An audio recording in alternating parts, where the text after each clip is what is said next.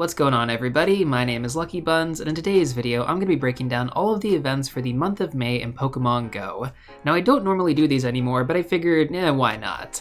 Alright, so let's just go ahead and jump straight into it. So first off, let's go over the current season bonuses, which are going to end at the end of this month. So essentially the special bonus this season, and I don't even feel like it was really that great of a bonus, was that Team Go Rocket is going to be appearing more frequently at Pokestops, and then we're also going to be getting increased Stardust from completing Team Go Rocket battles. We also still get increased damage dealt by Pokemon from remote raids, but that's about it. Other than that, there's no other bonuses I need to mention, so let's jump straight into the Shadow Legendary, which is still going to be Shadow Regice. Now, Shadow Regice isn't really anything special, so I'd just recommend stacking the Super Rocket Radar. For more details, actually check out my full video, which is going to be linked in the description down below, as well as in the top right-hand corner right now. But with that being said, we can just move on over to the Research Breakthrough Box. Also, nothing special. This is a seasonal Research Breakthrough Box, so you guys probably already know what's in it. Parasect, Pinsir, Snorlax, Gible, Furfrou, and Gumi. With that being said though, let's jump on over to the legendary raids of this month. The rotation cycle is going to be from 10 a.m. to 10 a.m. your local time, so keep that in mind when we go through these dates. So first off, we currently have Tapu Bulu in raids right now until May 2nd. This is a pretty good grass type attacker. It actually beats out Chestnut with Frenzy Plant, Roserade, and Tangrowth, and the ideal moveset that you want to have on it is going to be Bullet Seed and Grass Knot. Also, I forgot to mention this, but every single legendary Pokemon I'm about to mention on this rotation does have a shiny form available. So, next we have Genesect in its shock form. This is such a weird Pokemon when it comes into raids because even though the shiny has been released, like for the specific forms, Niantic decides to run it once with no shiny, and then the second time around run it with the shiny. Thankfully, this is Genesect's second time coming back around with Shock Drive, so we are going to have the opportunity to get a potential shiny again, and this is a mythical Pokemon, so there's no other way to get this shiny other than doing raids. So if you're a shiny hunter out there, this is your opportunity again, if you missed it, to get Genesect in its shiny form. Other than that though, Genesect isn't really that good. In terms of a bug-type Pokemon, it has been outclassed by many others since its actual relevance. Next up, let's talk about Tapu Fini, which is going to have its shiny form debuted, which is pretty cool. This is actually a really cool shiny that I would like to get myself, ideally below 1500 CP too, that way I can run it in the Great League. So this Pokemon, like I just mentioned, it does have relevance in the Great League. If you can trade it and get it below 1500 CP, that would be massive.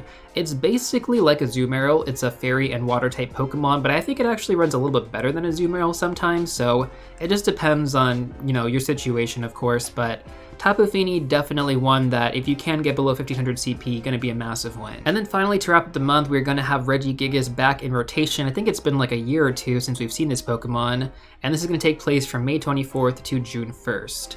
So yeah, this is really just more of a shiny hunter's Pokemon. There's no relevance for Regigigas whatsoever. Now before we jump on over to the mega raids of the month, I do want to run through Raid Hour really quick, which is going to take place every Wednesday from 6 to 7 p.m. your local time. So starting off on May 3rd, we're going to have Genesect in its shock form. On May 10th and May 17th, we're going to have Tapu Fini. And then finally on May 24th and May 31st, we are going to have Regigigas. Now let's go and take a look at the mega raids available. And once again, every single Pokemon I'm about to mention will have its shiny form available. So currently in rotation right now, we have Mega Slowbro, which is going to be here until May 2nd. So when it comes down to Mega Slowbro, this doesn't really have the best meta relevance. You have way better options out there for the water type category. For example, Mega Blastoise, Mega Gyarados, Mega Swampert.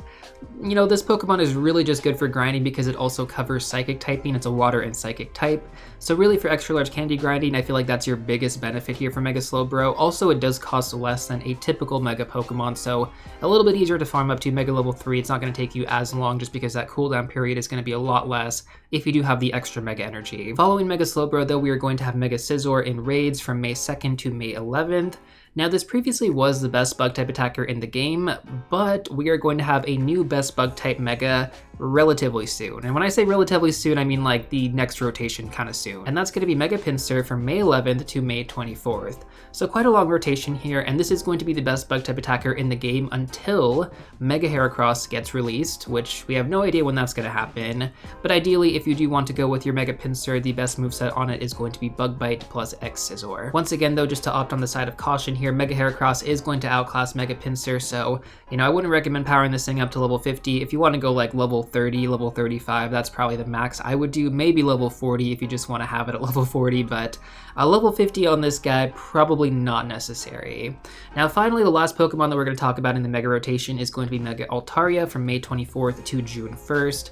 Now while Altaria doesn't have that much relevance as a raid attacker, its typing is actually one of the most useful in the game for grinding because it is a dragon and fairy type Pokemon. That is such an amazing typing, and we've had like a few dragon and fairy type events in the past, so definitely a Pokemon I would recommend getting to Mega level 3 if you can. And yeah, Mega Altaria just looks really cool on its own, so definitely want to add that if you don't have one already. Now before we actually wrap up the Mega Pokemon right now, I would like to provide some additional information for those of you guys who are new or returning players to the game. So first up, Mega Pokemon were actually reworked last year, and they now have a cooldown period moving forward. So basically how this works is that you only need to evolve them once before getting access to that cooldown period, and that's going to be a 7-day period. It is going to get progressively less as you continue to level up your Mega Pokemon. This can go all the way to Mega level 3, which is the max, and I'm definitely going to recommend getting there because when you get to Mega level 3, you're going to get significantly higher extra large candy raids upon catching Pokemon of that same typing. Now if you do have a bunch of Mega Energy stored up, you can potentially get to Mega level 3 in only about 30 days. You can only make, you know, like 1 day worth of progress, but if you're going off the cooldown period, that is going to take you significantly longer.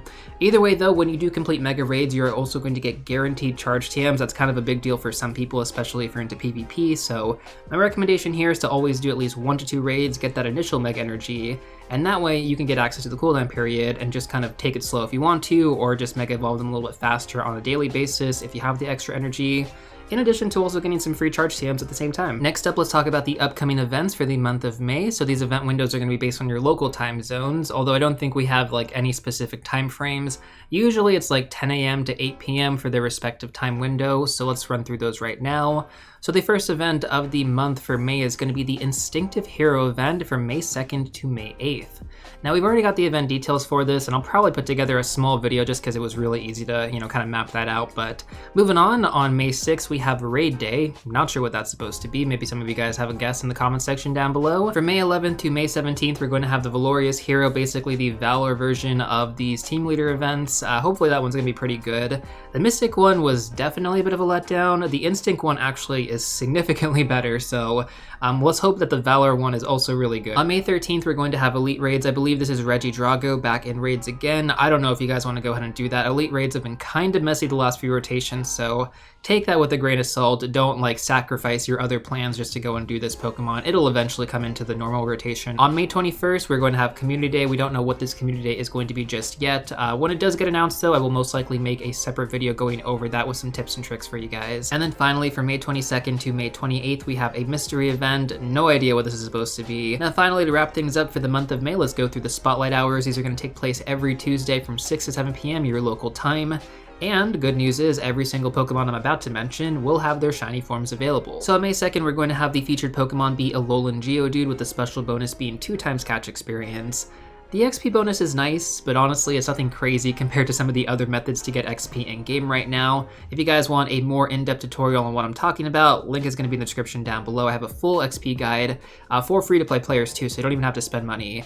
But, you know, usually during this type of Spotlight Hour, I wouldn't recommend using Lucky Eggs unless you have like some friendship bonuses stacked up and you can really maximize it. But other than that, guys, Alolan Geodude, it's like a decent Pokemon. You can potentially run it as Graveler in PvP. This Pokemon specifically is featured pretty commonly during events, and then we also had a community day for it last year. So I'm fairly confident you guys are a little bit sick of Alolan Geodude. I know I definitely am. So May 2nd, probably looking like a skip altogether. Now on May 9th, we're going to have Ponyta as a featured Pokemon, with the special bonus being 2x catch candy.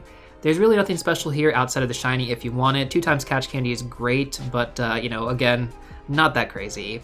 On May 16th, we have Bellsprout, kind of a rare shiny to get, so if you want to hunt for this one, I would probably take advantage of the opportunity. We really don't see Bellsprout that frequently. Now, the special bonus is also really good too, 2x transfer candy, so this is the main thing that I would take advantage of, and the best way to do this is to create a search tag, group together all of your rare Pokemon, extra legendary Pokemon leading up to this event, Bonus points too if you mirror trade them with someone beforehand just to get that extra candy along the way. On May 23rd, we're going to have Skorupi as the featured Pokemon, and the special bonus is going to be 2x Evolve experience.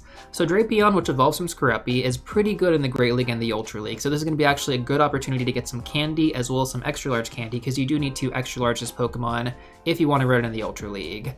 If you want to focus on the XP though, which is definitely an option, I would gather about 70 evolutions in a search tag per lucky egg, and then you can try and coordinate any friendship level ups at the same time as well. This honestly has a better result for XP opposed to the Alolan Geodude Spotlight Hour for 2x catch experience, so if you don't really care that much about Drapion and PvP, then definitely take advantage of the experience if you want it. Other than that, I mean, you can skip it if you don't care about either of those.